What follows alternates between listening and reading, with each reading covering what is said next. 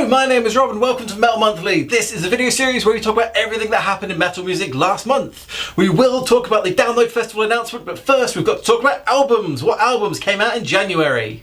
First off, Saxon with Hell, Fire and Damnation. Saxon were one of the first bands to be part of the British new wave of heavy metal, and they were probably one of the most successful of their ilk. They've been going since 1975 and this is their 24th album. So, is it any good? Well, shockingly, yes, it's really good. It's Saxon, of course it is. It's got that classic 80s metal sound that is so seldom heard anymore, but it's still really good. It's got beautiful, clean, almost operatic vocals. The guitar is definitely the focus. They don't do anything too heavy or fast. It's just really enjoyable heavy metal to listen to. The song Madame Guillotine is probably the best on the album. It's simple and memorable, it's not too over the top, the chorus is catchy, and it deals with the French Revolution, which I feel is a bit different for heavy metal, but it really works, it sounds really good. The songs on the album are catchy and fun and enjoyable. There's maybe nothing groundbreaking here, but it's Saxon. You go to listen to this album because it's Saxon and you like Saxon. So if you like Saxon, there you go, it's good. Next up, Static X Project Regeneration Volume 2. So Static X are an industrial metal band from the 90s, and this album, Project Regeneration Volume 2, is a sequel to their album Project Regeneration. I probably didn't need to say that bit, did I? So Project Regeneration was the first album put out after the death of the band's founder, Wayne Static. It was really successful for the band, and that was maybe a little bit shocking considering they didn't have the founder with them, so they put out the sequel. So this album is mostly new stuff, although there is still some unreleased older stuff on there as well, and it also includes a cover of Terrible Lie by Nine Inch Nails. Now, an industrial metal band covering another industrial metal band feels like a risky move. So did their cover of Terrible Lie work? Yes, pretty much. It sounds quite like the original, but with quite a few changes. Some of them I like, some of them I don't like. The vocals on it are very heavy and gruff, and I just really prefer Trent Reznor's, but there is like a piano bit in the background that's quite fast paced and goes really well with the rest of the song, and that's not in the original. So yeah, there's good bits and bad bits in that song. The song Zombie is probably the best one on the album. It's fast with a heavy bass driving force, and it's simple and catchy and gets stuck in your head. I really liked it. Overall, I liked this album. Maybe it's not quite as good as the first one, but it is still really good. It's still Static X, they still sound like Static X, and that's the important thing. So if you like industrial metal, check it out, it's pretty good.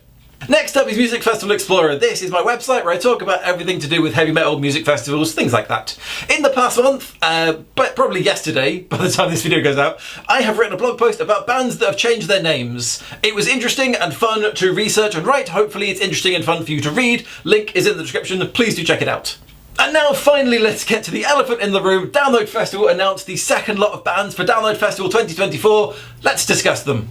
So this is the new Download Festival lineup, and the new bands that have been announced are As in Hell, Aviva, Blackstone Cherry, Busted, Cemetery Sun, Code Orange, Electric Callboy, Enter Shikari, Escape the Fate, Frank Carter and the Rattlesnakes, Guilt Trip, Health, Ithaca, Mr. Bungle, Ne Obliviscaris, Of Mice and Men, Royal Republic, The Struts, The Hunter, Tom Morello, Wheatus and Zebrahead. So that's a lot of bands. Which ones interest me the most? Let's face it, it's Busted. Why have Busted been announced? It's a bit weird, isn't it? Let's face it, a lot of bands on this lineup are aimed at people about my age who fucking love Busted. I think having Busted there is going to be an absolute bullseye for half of the festival goers and an absolute swing and a miss for the other half. Either you fucking love Busted or you don't. I think that's it. Anyway, other bands, Zebrahead, love me some Zebrahead, thank you Tony Hawk's Games. Blackstone Cherry are really good, Tom Morello is amazing to be there, Electric Callboy, great to see them back again. Wheatus, I love me some Wheatus. So yes, there's lots of bands there that I don't care about, but I know other people will care about. Feel free to let me know in the comments which are your favourite bands that have been announced. But there's some other bands there that I really love that are maybe not as interesting to other people.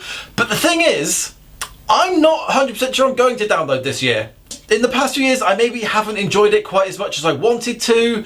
That's all on me. I'm not saying there's any issue with the festival, but also it's quite expensive. I haven't really got that many holiday days left. But there's a bunch of reasons. I might still get like a weekend ticket or a day ticket. I'm still making videos about it, but I just figured I'd just let people know that I may or may not be going to the festival this year. Anyway, enough of that. That is everything from this video. Thank you so much for watching. If you've listened to the albums I've mentioned, please let me know in the comments. Let me know what your thoughts are about Download Festival and the latest lineup announcement.